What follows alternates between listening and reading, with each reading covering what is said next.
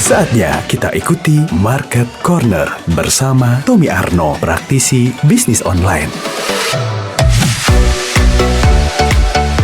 98.5 of Radio The Leading Station. Halo, selamat siang Abin ya. Ketemu lagi nih ya di Market Corner. Pasti kalau misalkan hari Senin selalu mengupdate informasi seputaran tentang berbagai ini ya, tentang digital marketing atau mungkin tentang solusi-solusi yang selama ini kita mungkin hanya tahu-tahu aja tapi kurang mendalam di dalam pemahamannya. Nah, kebetulan seperti biasa juga sudah bersama dengan kita ada Mas Tommy. Hai Mas Tom, apa kabar? Alhamdulillah baik, Alhamdulillah baik, Semarang.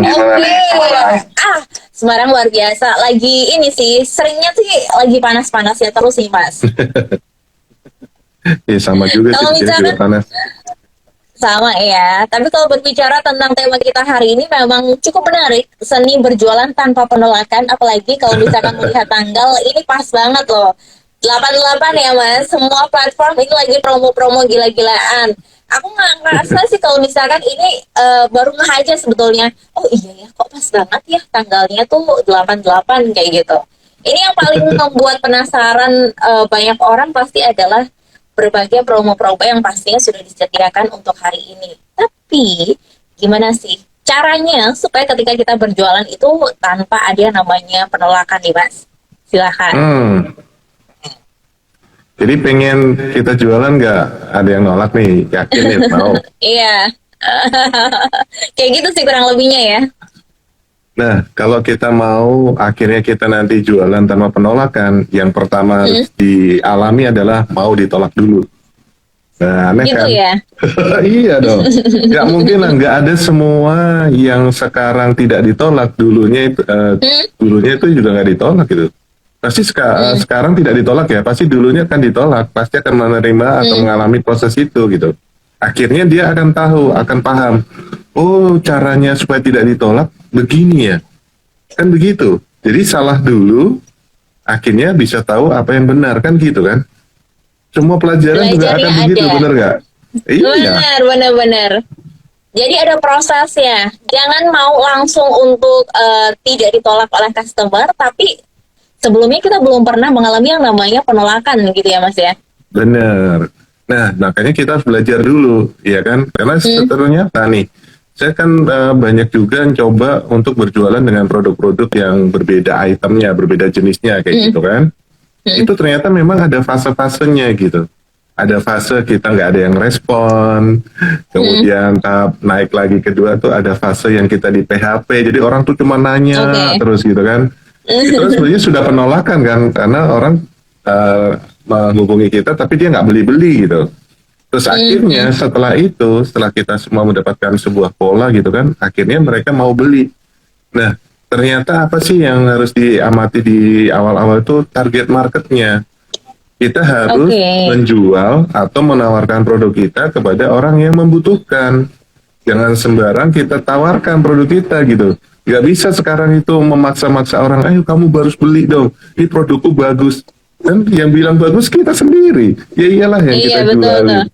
Iya kan? Betul. Nah, pertama harus sesuai dengan target. Sesuai dengan target, itu memang harus ya. Karena terkadang kalau misalkan ketemu sama penjual yang memang lagi kita butuhkan, dipaksa gitu ya Mas Tom untuk yaudah, ayo coba beli kayak gitu. Promosinya tuh getol banget, memang luar biasa. Tapi pemaksaan itu juga, sisi pemaksaan ada tuh kayak pembeli tuh langsung berpikir, ya iya beli kayak gitu. Cuman paling ngomonginnya tuh sisinya nanti nggak positif kayak gitu, bukan dari produknya yang akan dibahas, tapi dari bagaimana penjualnya ini berjualan tuh. Pernah soalnya mengalami juga tuh Mas Tom, yang diomongin kemudian langsung orang lainnya, ya nih dipaksa beli sama Bu A kayak gitu. Jatuhnya kayak gitu, bukan membahas tentang oh iya loh, ini produk yang dibikin sama Bu A bagus, produknya kualitasnya keren gitu dan lain sebagainya, itu nggak ada. Tapi bahasnya lebih kepada oh ini tadi saya beli soalnya dipaksa suruh beli kayak gitu. Konotasinya seperti itu loh. Nggak enak banget, benar. Itu yang paling apa ya, paling ini tertancap deh kalau misalkan memang dipaksa kayak gitu. Terus apalagi nih Mas, selain memang target ini memang harus kita target market memang menjadi salah satu poin pertama nih ya dari kita ketika berjualan. Nextnya apalagi nih? Nah, yang kedua adalah sekarang itu terjadi perubahan perilaku konsumen atau calon pembeli gitu. Oke. Nah, jadi itu mereka tuh sangat dinamis banget dan cepat banget gitu untuk memulai sebuah keputusan. Makanya setelah kita bisa mendapatkan target orang-orang yang membutuhkan produk kita, yang berikutnya adalah kita harus mengenalkan diri kita sendiri, diri kita dulu sebelum mengenalkan produk gitu loh. Karena ternyata ya kita nggak usah inilah, kita kalau misalnya belanja di marketplace lah, ya kan? Kita amati diri kita sendiri. Ternyata kita juga akan menelaah atau meneliti tokonya, bener nggak? Tokonya bener nggak sih? Oh, ada tulisannya online 1 jam yang lalu. Oh, ini berarti dia online terus nih. Oke, Berarti satu. bener. Yang kedua, Reviewnya kita bintang ngeliat-ngeliat berapa? reviewnya. Nah, gitu. Kita scroll sampai ngamati review-review sampai bulan-bulan keberapa sampai tahun berikutnya gitu kan. Oh, ini bagus nih. Gitu. Nah, jadi makanya itu juga harus kita persiapkan gitu loh. Supaya kita ketika dikepoin sama calon pembeli, oh ini orangnya amanah nih. Oh emang orangnya bagus nih. Gitu. Benar. Itu dua Jangan hal yang sampai perlu ketika- penting pondasinya. Penting banget di situ karena jangan sampai ketika orang ingin membeli malah jadi ragu gara-gara itu tadi reviewnya kok kayaknya kurang bagus, hasil produknya kok kayaknya jangan-jangan tipu-tipu nih, barang palsu kayak gitu. Ini kan pasti Bener. akan jadi apa ya, 2 kali lah atau 3 kali berpikir si customer ini untuk membeli produk itu. Jadi jangan sampai kita jadi penjual nggak amanah gitu ya Mas Tom ya. Iya kan, Ini menarik kayak banget misalnya kita sudah punya testimoni gitu kan, ya sudah diupload lah di sosial media kita, entah itu di Instagram atau di TikTok atau di Facebook, sehingga orang tuh, oh ini si penjual ini sudah melayani banyak sekali pelanggan, pembeli, dan dia melayani dengan baik nih, karena ya kita lihat ulasan-ulasannya positif-positif gitu kan, itu terlepas dari tricky ya, tapi kita bisa melihat tuh. Benar. Ya, kita bisa melihat. Benar. Oh, ya udah berarti kita akan memilih orang itu. Seperti itu. Benar. Karena ini juga pengalaman aku juga ketika memang kemarin beberapa kali harus pilih produk kayak gitu, kita ngeliat dulu nih reviewnya. Oh ini bagus, barangnya asli, kualitasnya bagus, harganya terjangkau. Sampai terkadang kalau ada promo kan kita udah tahu nih, oh harganya misalkan 100.000 ketika promo jatuhnya jadi 70.000. Ketika aku ngecek harganya 80.000 kayak gitu. Oh berarti pernah nih jual harga paling murah lagi, lebih murah lagi kayak gitu. Jadi pembeli-pembeli yang kayak aku nih yang rada-rada kritis ini tuh jadi oh gitu ya, tapi ini berarti produknya bagus nih, bisa nih, trusted nih, bisa untuk kita beli. Ini memang yang namanya perkenalan diri ini penting banget Mas Tom ya. Mengingat kalau misalkan aku ngelihat story-story teman-teman yang memang berjualan, ada cukup disayangkan ketika mereka mungkin sudah memiliki platform online dengan mungkin sudah besar seperti itu. Terkadang tuh kalau misalkan di WhatsApp tuh jarang banget untuk mengupload review-review teman-teman yang udah beli jualannya dia kayak gitu. Padahal pasti kalau misalkan oh si A ternyata beli di sini loh kayak gitu kan, pasti ada konektivitas. Oh ya udah deh beli di sini juga. Tapi ada juga beberapa yang teman-teman aku yang punya usaha kecil, dia tuh nggak malu loh kalau misalkan satu hari dia cuma ngupload 1 hari ini aja nih, 1 hari review orang yang beli produknya dia, 1 aja di-upload kayak gitu. Besokannya ngupload lagi kayak gitu. Aku sampai salut banget tuh sama orang-orang kayak gitu tuh Mas. Kok kayaknya nggak malu ya ketika produknya hanya dibeli oleh 1 orang kayak gitu. Dibandingkan teman-teman yang lain memang produknya itu udah dikenal sama banyak orang, jualannya udah laku banget lah ibaratnya seperti itu. Ini pembedanya kayak gimana nih Mas? Supaya lebih semangat lagi nih yang berjualan kayak gitu. Ya itu walaupun kita baru dapat 1 testimoni nih, nggak apa-apa, upload aja berkali-kali gitu, sehingga kan orang yang membaca kan banyak, tidak hanya itu lagi kan. Nah makanya kita juga harus aktif mempostingnya. Pokoknya intinya kasih tahu orang gitu, kasih tahu orang bahwa saya itu adalah seorang penjual yang baik, kan intinya begitu kan. Supaya kita dicap image-nya bagus juga, ya harus lakukan seperti itu. Contoh saya lah, ketika saya jualan kelas online seperti itu, ya saya akan istilahnya flexing kan gitu. Oh ini saya pernah ngajar di Jambi, saya pernah ngajar di Padang, saya pernah ngajar di Tarakan dan lain sebagainya tuh saya sangat masif sekali untuk posting-posting hal kayak gitu. Jadi supaya orang iya ya ternyata pesertanya aja sekian banyak, dan banyak juga testimoni-testimoni yang positif gitu. Banyak juga yang sudah sudah praktek dan berhasil juga karena mempraktekkan apa yang diajarkan di kelas seperti itu. Jadi itu perlu digiatkan, kasih tahu orang bahwa ini loh, saya ini adalah begini gitu. Sehingga kan orang akhirnya ya ingat bahwa orang-orang yang beli itu mengkaitkan emosi, ya kan? Oh, ini orangnya bagus nih. Oh, ini produk yang saya butuhkan nih. Ya, karena emosi akhirnya dia membeli gitu. Bukan emosi marah termasuk, ya maksudnya. Iya benar, iya emosionalnya itu ingin membeli ya, menggebu-gebu. Oh ya ini produknya ini bagus, trusted nih, dan pastinya ini sampai rumah kondisinya real seperti yang ada di gambar atau mungkin seperti yang sudah dideskripsikan nih seperti itu. Tapi berbicara tentang produk-produk nih ya yang berjualan secara online, pasti ketika kita random lah mas, pembeli itu pasti dari mana-mana nggak jelas, pokoknya intinya seperti itu. Meskipun sama-sama kota, ini yang sering banget aku kejadian adalah teman-teman yang kota Semarang sendiri, produk-produknya biasa beli kan dari luar kota atau dari mana. Ternyata ketika kita ngecek, oh kota Semarang juga ada kayak gitu, kualitasnya juga gak kalah bagus kayak gitu.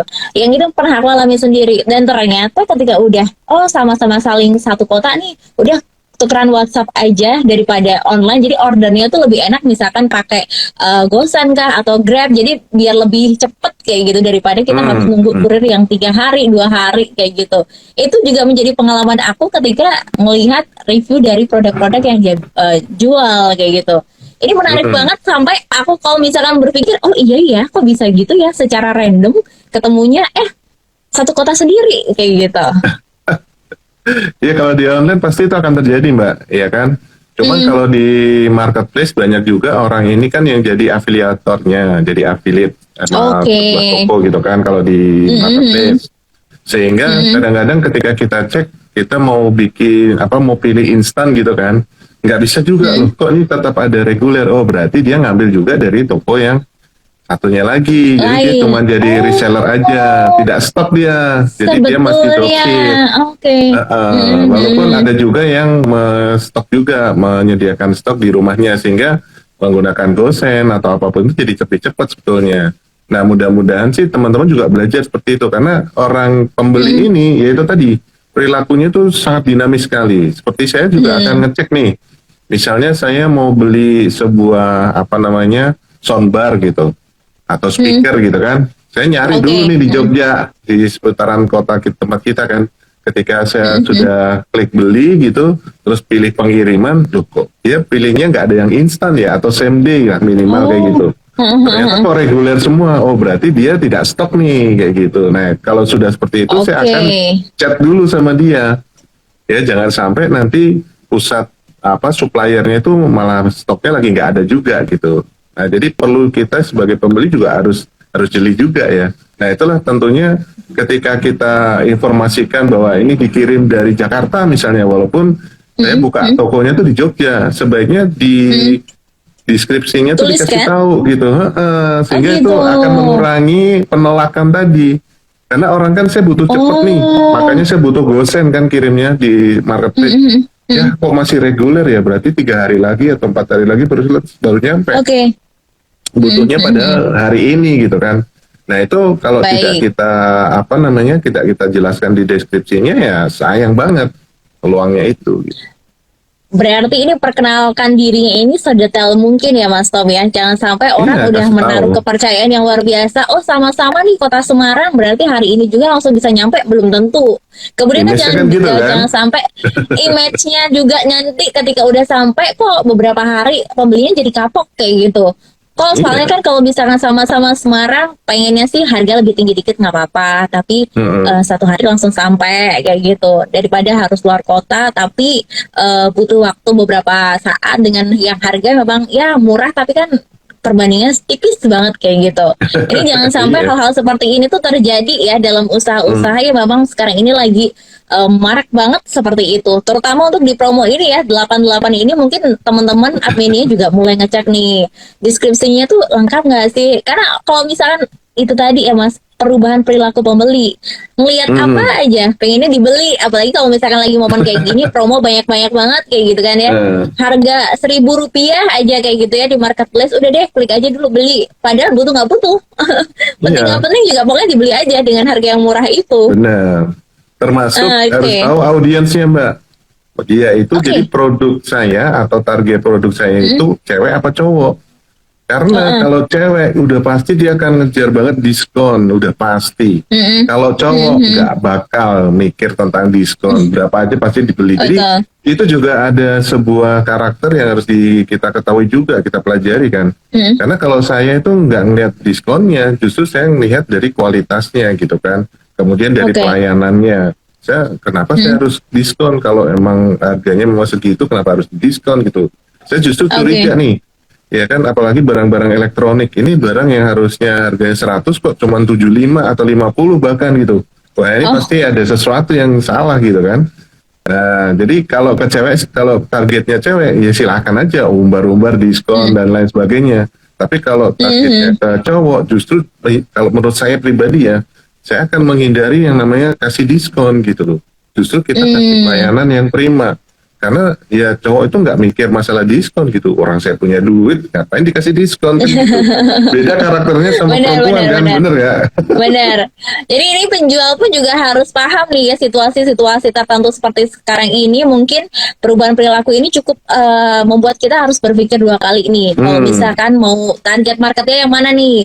Mau detail juga ya Mas ya, misalkan harus laki-laki, usia berapa, atau mungkin perempuan yang seperti apa. Ini kita juga harus mengenal produk kita, target market juga harus lebih kita pahami juga. Karena memang kalau misalkan target market ini nggak jelas, otomatis ini ya, jualan kita juga campur aduk, nggak jelas, nggak karuan juga, kayak gitu kah? Atau kayak gimana tuh? Akan sulit terjual. Contohnya gini, ketika saya di Jogja ini, saya kan jualan motor custom nih, jualan motor custom. Ternyata di Jogja itu nggak bisa orang-orang yang harganya di atas 20 juta.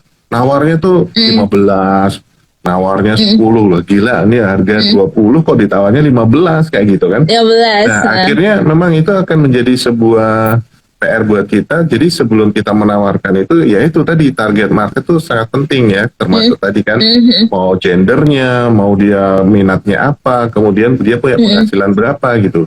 Jadi ketika kita nanti menemui orang-orang yang menawar dengan harga rendah, itu kita berarti keliru nawarinnya. Ya kan, misalnya motor saya harganya 25, ya tentunya saya tidak akan ke kalangan mahasiswa-mahasiswa yang jauh di bawah itu harganya, harus ke atas, ke atas. Dan memang akhirnya setelah kita mentargetkan iklan atau konten yang benar ya akan termakan. Tapi ya kalau kita ngawur aja, asal kita nawar-nawarin, ya kita harus dengan lega hatinya, kita harus dicecer dengan orang nawar yang sadis-sadis kayak gitu. Berarti kalau sadis, ada orang yang nawarin sadis tuh berarti kita yang keliru nawarinnya gitu.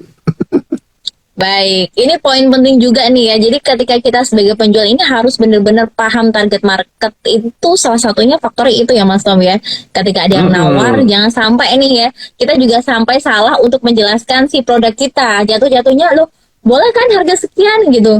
Awalnya enggak, kemudian jadi deal. Malah kita ya sebagai penjual ini rugi sendiri kayak gitu kan Iya, ya. Makanya kan selalu kita mendapatkan balasan atau respon, harganya kok mahal banget sih gitu. Kita langsung baper, pasti kan langsung patah hati langsung gitu kan. Kalau saya langsung saja, oh iya, ini barangnya memang mahal, tapi memang mungkin ini tidak cocok untuk Anda. Saya langsung bilang gitu aja. Karena kalau dia bilang, oh ini kok harganya mahal banget, padahal itu adalah harga yang mungkin saya cuma ngambil tuh 50.000 dari harga itu gitu kan. Tapi dibilang mahal, nah berarti memang tidak sesuai target marketnya. Jadi saya harus cari target marketnya memang sesuai dengan produk. Misalnya yang di bawah ya harus tembak bawah, yang middle ditembak di middle, atau yang premium ya kita nyari orang-orang premium. Jangan kita jualan premium, nawarinnya ke orang-orang di bawah, menengah ke bawah, maksudnya kayak gitu ya kan. Ya, yang ada kita sakit hati terus. Benar. Jangan sampai ini ya malah kemudian sakit hati, malas jualan kayak gitu. Itu lebih parah lagi ya Mas Tom ya.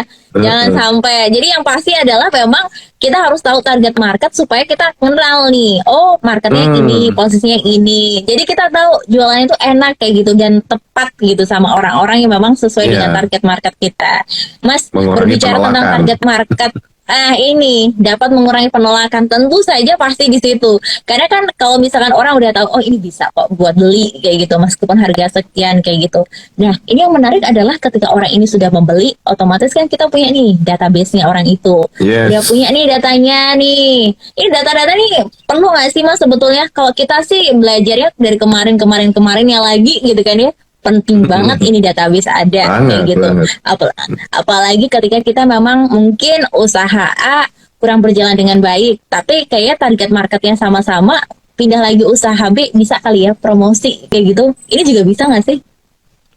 Kalau database selama usaha utama kita masih berjalan dengan baik, silahkan dikelola lagi database-nya. Jadi kalau gitu. di teori itu namanya retention. Jadi kita harus sapa mereka, kemudian kita juga bisa kasih tahu mereka bahwa kita ada program baru, misalnya ada produk baru, itu harus disampaikan. Jadi jangan sampai database yang kita sudah punya itu kita anggurin, itu sayang banget. Karena mereka lah yang nanti akan repeat order, mereka lah yang akan jadi corong marketing kita gitu. Nah kemudian kita ada usaha baru nih, usaha B misalnya kayak gitu. Tapi dalam usaha B ini apakah database pelanggan usaha A itu juga cocok? Itu kan harus kita perhatikan juga. Jangan sampai kita terus, wah aku juga dulu kan udah punya pelanggan nih, langsung ditawarin usaha B yang belum tentu butuh mereka. Nah itu jadi harus diamati dengan baik, jangan sampai kita malah jadi ambiar gitu kan. Loh kok jadi berlari semua nih, karena ya dijejeli kan gitu. Loh saya sukanya barang A kok dikasih barang B gitu. Wah ini orang yang sama gitu, kita kan udah dikenal sama mereka nih, produk A gitu. Terus saya juga namain produk B, padahal tidak sesuai target market, itu hati-hati. Nah jadi kalau misalnya kita masih ada di usaha A, ya ada program yang bertambah di usaha A, itu yang diberitahukan ke mereka karena akan masih relate gitu loh Mbak. Baik, jadi memang ini kalau usahanya ini masih ada nggak masalah ya Mas Tom ya, data kita bisa kita olah kembali seperti itu. Bisa. Tapi kalau misalkan udah langsung berubah drastis, ini akan menjadi pertanyaan, butuh nggak ini pelanggan dengan produk kita yang baru kayak gitu. Beberapa waktu yang lalu juga sempat aku punya beberapa kenalan yang memang punya usaha itu kuliner Mas Tom, tapi sebelumnya adalah toko roti. Nah sekarang ini udah berubah nih jadi angkringan. Entah kenapa nih mendadak kemudian di WhatsApp bahwa kita punya loh usaha baru kayak gitu. Meskipun sama-sama kuliner ya, tapi kan konotasinya berbeda ya. Satu roti, satu angkringan, yang pasti otomatis kan ini makanan yang makanan berat seperti itu. Roti kan makanan ringan kayak gitu kan ya. Bisa kalau misalkan mau order via delivery dan lain sebagainya, dia sempat ngirim broadcast message seperti itu. Cuman kayak rada-rada, oh iya deh, cuma ngeliat aja kayak gitu endingnya. Ya, tapi kita nggak akan detail untuk membaca secara lengkap. Oh ini produk angkringannya dia tuh apa, jualan apa gitu, enggak. Karena kita nggak butuh. Nah gitu sih. itu dia. Loh saya butuhnya roti kok kamu tawarin angkringan, kan Angkringan. beda banget gitu kan. Apalagi kita sudah misalnya kayak roti sisir gitu, sudah sangat familiar dengan produk yang itu. Betul. Sekarang ditambahin angkringan ya, saya kan butuhnya roti sisir gitu. Roti sisir. Baik, jadi ini mengolah database ketika kita yang sudah memiliki pelanggan banyak, ini juga sangat penting ya. Jangan sampai ketika ini udah nih usaha udah lancar kok, coba deh buka usaha yang lain kali aja banyak peminatnya. Ini database jangan asal ngolah, berarti ya pentingnya di situ ya, supaya terhindar dari yang namanya penolakan itu tadi pasti. Bener. Contoh saya kan pelanggan provider internet, ya kan, sampai akhirnya saya tuh kayak punya asisten pribadi gitu. Jadi setiap saat mereka menghubungi saya, Bapak kayaknya ini saya periksa jaringannya sudah bagus banget hari ini. Kalau di Bapak kira-kira ada kendala nggak? Itu luar biasa banget kan. Saya jadi amazed gitu, senang banget gitu. Saya diperhatiin loh, dan nanti bisa kalau misalnya silakan menghubungi dengan saya misalnya si A gitu. Nanti kalau misalnya ada kendala dan sebagainya, langsung hubungi saya aja. Jadi saya nggak harus Oke. ngantri istilahnya gitu kan. Padahal itu kan ada call centernya tuh. Saya nggak harus menghubungi ke call center karena saya akhirnya punya Iya. orang-orang yang mengelola saya sebagai database-nya dia. Nah itu sangat membantu sekali sehingga akhirnya ketika nanti ada saya di komunitas saya mereka sedang butuh internet, saya akan cerita nih, enak loh kalau langganan di sini karena dengan saya sebulan tuh bayarnya segini tuh akhirnya saya punya Aspri gitu dan Aspri ini bagus banget. Seminggu sekali itu pasti menghubungi saya dan dia ngecek jaringan saya itu lagi buruk apa enggak. Bahkan ketika jaringan saya itu lagi jelek dikasih tahu ini akan segera kami tindak lanjuti supaya ada perbaikan yang cepat sehingga Bapak tidak terganggu bisnisnya. Sampai kayak gitu loh, itu kan keren banget. Betul. Gitu. Ini pentingnya itu ya Mas ya, database itu lagi. Jadi semakin membuat kepercayaan dari pelanggan ini tuh semakin oh iya nih, kalau misalkan ini tuh amanah, terus kalau misalkan di-share sama teman-teman yang lain, kita nggak mengecewakan ya. Sampai ketika kemarin rekomendasi dari kamu jelek banget ternyata faktanya di aku kayak gitu kan jangan sampai ya Mas. Bukan nama usahanya yang jelek, tapi nama kitanya juga nih yang dipertaruhkan di situ kayak gitu. Ini yang paling terkadang bikin aduh nggak enak banget nih sama orang ini gara-gara dia kemudian beralih kemudian fasilitasnya kurang memadai atau kurang oke, jadi saya yang kena juga imbasnya kayak gitu. Ini jangan sampai nih ya. Dan hal itu tadi juga pastinya bisa meminimalisir yang namanya penolakan dari orang ketika ingin menggunakan jasa atau mungkin ingin membeli produk yang kita jual. Ini kalau misalkan jualan online lewat market. Nah, kalau offline nih Mas, apakah juga cara ini juga berlaku sama seperti itu? Sama. Contoh sama aja nih, ya? Contoh, saya kan langganan laundry, Mbak. Saya langganan laundry. Nah, kebetulan Mas laundrynya itu minta saran gitu kan. Mas, gimana caranya saya supaya nambah pelanggan gitu kan. Kamu punya database nggak? Oh, ada database ada. Ya udah silakan cari yang 10 ranking tertinggi gitu. Terus hari berikutnya dia datang lagi, ini Mas, saya harus ngapain nih sama 10 pelanggan saya ini. Ya, nanti kamu ketika mengerjakan laundrynya dia, maksudnya nganter lagi kan dia jemput antar gitu kan, kayak antar jemput gitu kan. Nah, ketika kamu ngasih sudah selesai gitu, yang nomor 1 sampai 5 kamu kasih 20.000 sebagai hadiah. Tapi jangan uang yang buluk ya, harus uang baru gitu. Supaya bagus kan. Nanti 1 sampai 5 20.000, 6 sampai 10 itu 10.000. Kamu selipin aja di di lipatan bajunya mereka gitu. Nah, benar ketika akhirnya Mas ini kok ada uang 20.000. Saya sudah siapin tuh skripnya kalau misalnya ada yang nanya itu kamu jawabnya kayak gini gitu. Nah, iya betul Bapak Ibu, itu adalah rasa terima kasih kami karena sudah menjadi pelanggan yang loyal. Nah, bayangin akhirnya si masing-masing pelanggan yang 10 ini merekomendasikan taruhlah 3 orang lah, akhirnya bertambah jadi 30 orang. 30, benar. Dari awalnya kalau misalkan kamu mau laundry di sini bisa loh dapat uang nih, kemarin habis dapat uang 20.000 dari laundryan ini, padahal kita ngelondri tapi malah dapat uang kayak gitu. Ini konotasi yang seperti tidak ada kata-kata dapat uang sih sebetulnya. Maksudnya gitu ya, dari si pelanggan itu kan dia nggak pernah tahu. Itu tidak pernah tahu kalau dia akan dapat uang gitu loh. Karena setelah kita olah database-nya, yang melakukan pembayaran tertinggi sampai terendah gitu kan. Nah, yang tertinggi ini atau yang repeat order yang banyak ini kita ranking gitu, Mbak. Nah, yang ranking 10 tadi itu kan yang tertinggi tuh. Nah, masing-masing akan kita kasih merchandise atau hadiah apapun itu. Gitu. Yang orang tuh jadi dalam kaget bentuk gitu. hadiah ya. Gitu. Iya. Bukan, kalau kamu laundry di aku nanti bakal dapat duit. Enggak seperti itu. Nah, itu namanya retensi. Jadi ketika dia ulang tahun, tiba-tiba kita kirimin kue ulang tahunnya atau apanya. Jadi orang tuh kaget. Nah, akhirnya dia jadi marketingnya kita nanti. Jadi sales bukan marketing. Baik. Jadi secara nggak langsung tuh kita kasih surprise ke pelanggan kita dan mereka merasa bahwa ini nih salah satu bentuk perhatian nih dari jasa yang selama ini digunakan kayak gitu ya Mas Tom ya. Bener, karena kan si pelanggan itu cuma taunya bahwa saya jadi pelanggannya dia, tidak ada janji mau dapat sesuatu apapun gitu. Yang jelas Oke, dia akan baik. mendapatkan pelayanan yang terbaik, dan tiba-tiba karena si pelanggan ini juga adalah seorang yang repeat ordernya tinggi, ya akhirnya boleh dong kita kasih sesuatu ke mereka. Gitu. Akhirnya kita jadi Oke. bertambah tuh pelanggannya gara-gara kita melayani mereka dengan baik. Baik, ini kalau misalkan jasa ini bisa untuk kita gunakan lah ya sebagai apa ya, trik ya Mas Tom ya, bisa dibilang seperti itu untuk memikat banyak orang. Karena kalau misalkan jasa laundry pasti banyak ya, di mana-mana ada kayak gitu. Tapi yang inisiatif punya ide-ide yang kayak gini tuh pasti jarang banget dilakukan seperti itu. Yes. Tapi kalau misalkan pada umumnya pasti hanya mengeluh, kok pelanggan aku makin hari makin berkurang ya, pelanggan pada kemana nih?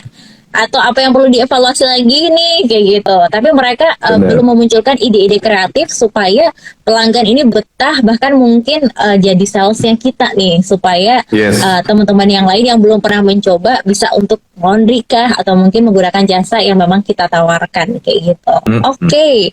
Ini menarik nih kalau misalkan berbicara tentang seni berjualan tanpa penolakan, karena pasti banyak orang tuh yang pengen ya berjualan tanpa penolakan, karena kalau misalkan ditolak sakit sebetulnya. Tapi kalau kata Mas Tommy tadi di awal adalah kalau orang belum pernah ditolak ya ini nggak mungkin kayak gitu. Karena kalau misalkan tanpa penolakan ini harus dilakukan ketika kita pernah ditolak dulu, pernah ngerasain ditolak, jadi paham triknya, paham cara-caranya supaya kayak tidak orang ditolak. Pacaran dah. Emang pacaran langsung diterima. Iya bener, ada PDKT-nya dulu, tarik ulurnya dulu gitu ya Mas Tom ya. Pikir-pikirnya Anda diterima sama ceweknya atau cowoknya gitu, emang orang tuanya nerima? Kan enggak. Nerima, nah itu berat banget ya Allah. Bener tuh, konsepnya tuh yang seperti itu. Jadi memang tarik ulur sebenarnya penjual barang sama customer. Tapi bagaimana kita ini pinter-pinternya untuk memberikan narasi atau mungkin deskripsi supaya pelanggan yang hanya melihat produk kita jadi oh oke deh, kita beli di sini, trusted, terpercaya. Terus apa lagi ya? Pokoknya barangnya bagus kayak gitu. Ya jangan slow respon yang penting. Nah ini nih, ini poin utama nih. Karena terkadang orang-orang kalau misalnya udah wah menggebu-gebu nih, kan yang namanya perempuan apalagi ya Mas Tom ya. Ini tadi perubahan perilaku. Kalau misalkan laki-laki mungkin santai ya, belum dijawab nggak apa-apa kayak gitu ya. Tapi kalau perempuan pengennya dibeli terus ngechat, pengennya tuh langsung dapat jawaban. Oh ukuran ini ada. Kan terkadang kalau misalkan baju kayak gitu, ukuran S ada nggak ya, ukuran M ada nggak ya, warna ini ada apa nggak ya, kayak gitu. Nggak dijawab-jawab, ya udah pilih toko lain, pindah langsung kayak gitu. Iya benar. Ini nih terkadang yang memang sering sekali ini terjadi juga. Jadi udah deh ya, kalau misalkan Anda memang yang sekarang ini berjualan, khawatir kalau misalkan jualan Anda nggak laku gara-gara mungkin apa ya produknya kurang atau apa, sebenarnya mungkin review dulu deh slow respon atau enggak nih. Nah, ada satu hal lagi nih yang berani dikerjakan atau enggak. Misalnya ketika ada orang itu mencari stok A nih di kita, tapi ternyata stok produk A ini sedang tidak apa namanya sudah habis lah gitu, sudah habis gitu. Berani nggak kita merekomendasikannya justru ke tokonya orang lain? Waduh, kok berat sekali itu ya Mas Tom kalau kayak gitu. Mohon maaf Kak, di tempat saya kebetulan stok A ini sedang tidak ada, sedang habis nih, karena ya banyaknya sekali orang yang memang apa namanya membeli produk tersebut. Emang bagus sih Kak. Nah karena sedang tidak ada di kami, bagaimana kalau Kakak boleh menunggu, atau kalau Kakak butuhnya cepat silakan bisa dibeli di toko A, B, C, D. Berani nggak? Itu kalau berani, lihatlah akibatnya nanti. Karena pertimbangannya orang malah ada banyak. Ya, bukan. Ini kok malah merekomendasikan toko orang lain ya, gitu kan. Itu akan menjadi sebuah nilai tambah yang jarang orang temui, gitu kan. Nah, akhirnya besok dia akan bertanya lagi, gimana stoknya sudah? Padahal udah kita rekomendasikan untuk beli ke tempat lain nih. Tapi ternyata dia malah nunggu. Padahal sebetulnya dia tuh orang yang pengen saat itu ada. Tapi karena kita malah ngasih tahu informasi yang berharga, orang itu malah berpikir loh, ini kok orangnya malah ngasih tahu tempat orang lain ya gitu loh. Ternyata tapi pada akhirnya malah jadi pelanggan loyal biasanya. Gitu. Benar, ini menarik banget nih kalau ada yang berani ambil resiko seperti itu ya bisa dibilang. Karena pada faktanya ketika kita nih datang ke toko offline, oh produknya nggak ada Kak, tapi kita punya pilihan ini merek lain, misalkan seperti itu. otomatis kalau misalkan merek lain mungkin bisa jadi dengan kualitas yang up atau mungkin lebih down kayak gitu. Nah kalau misalkan udah dapatnya yang buruk, udah nggak balik lagi ke toko itu. Karena nggak trusted kayak gitu, produknya nggak banyak yang dijual. Soalnya kemarin aku nyari di situ nggak ada kayak gitu. Ini menarik nih Mas. Yang aku lakukan juga. Itu yang aku lakukan juga. Misalnya, Mas, saya sedang butuh narasumber untuk digital marketing pada tanggal sekian. Nah, kebetulan aku nggak bisa. Akhirnya aku rekomendasikan kawan-kawanku gitu, yang ada di kota tersebut, yang lebih dekat bahkan gitu kan, ada di kota yang sama dengan mereka gitu. Oh itu bisa juga ya, bisa, silakan di dikepoin dulu lah profilnya, saya kasih tahu juga Instagramnya, saya kasih tuh sosial medianya yang lain gitu. Tapi nyatanya ya mereka masih nunggu saya gitu. Wah ini nih salah satu ilmu baru nih dari Mas Tommy ini. Ketika memang barang ini, produk ini, ya bisa dibilang pembeli ini atau mungkin penjual ini harus jujur ya kepada pembeli ya. Di situ yang menjadi poin utamanya ya Mas Tom ya. Iya dong. Masa kita nggak jujur jualannya? Ya kali aja ada juga Mas yang suka ngibulin pembeli, kemudian jadinya ini banyak orang yang udah yakin banget itu ternyata palsu. Itu juga ada Mas. Tapi poin utamanya adalah ketika kita berani untuk berkata atau mungkin melakukan hal-hal yang jujur nih ya dalam jualan kita atau mungkin dalam berjualan jasa kayak gitu ya. Ini pasti pembeli dengan sendirinya akan datang sendiri karena ya itu tadi kepercayaan itu ada di situ, gitu ya Mas Tom ya. Betul banget. Aduh, menarik banget nih kalau misalkan ngobrolin sama Mas Tom. Tapi ternyata kurang 5 menit lagi Mas kita ngobrol gitu. Banget ya. Oke deh, thank you banget buat Mas Tommy untuk ngobrol-ngobrolnya hari ini, dan yang pasti minggu depan kita ngobrolin dengan tema-tema yang lain ya Mas ya. Oke. Terima kasih. Mungkin closing statement dulu untuk Adminia dengan tema kita hari ini, seni berjualan tanpa penolakan. Silahkan. Ya ini sangat bagus banget sih materinya. Jadi kalau kita mau tidak ditolak, ya kita harus ngalami dulu penolakan gitu. Sehingga akhirnya kita punya jurus-jurusnya, punya kunci-kuncinya. Ketika kita melakukan kesalahan, kita tidak melakukan kesalahan yang berikutnya lagi. Ya. Nah kalau misalnya teman-teman mau belajar bagaimana rasanya ditolak itu, dan akhirnya nanti menemukan sesuatu yang tidak bisa ditolak ketika kita menawarkan sesuatu, belajarlah di MLM. Yang kedua, asuransi. Itu sangat bagus banget kalau teman-teman mau ngetes mental penolakan-penolakan. Nah, kalau kita mentalnya sudah terbentuk, makanya kita anti penolakan dengan otomatis. Baik, siap. Jadi patut untuk dicoba ya beberapa trik-trik dari Mas Tommy untuk hari ini. Jadi ketika kita memang menjalankan usaha berupa jasa atau mungkin bisnis atau mungkin jualan, ini bisa untuk diterapkan sebetulnya ya Mas ya di segala bidang ya dari pembahasan kita hari ini. Betul. Thank you banget buat Mas Tommy. Ketemu lagi minggu depan ya. Bye-bye. Dan terima kasih juga untuk Adminia yang sudah mendengarkan hari ini. Kita ketemu lagi minggu depan ya. Sampai jumpa. Disiarkan langsung dari Menara Universitas PGRI. Up Radio. Jalan Sidodadi Timur, nomor 24 Semarang. Inilah 98.5 FM. Up Radio, the main station.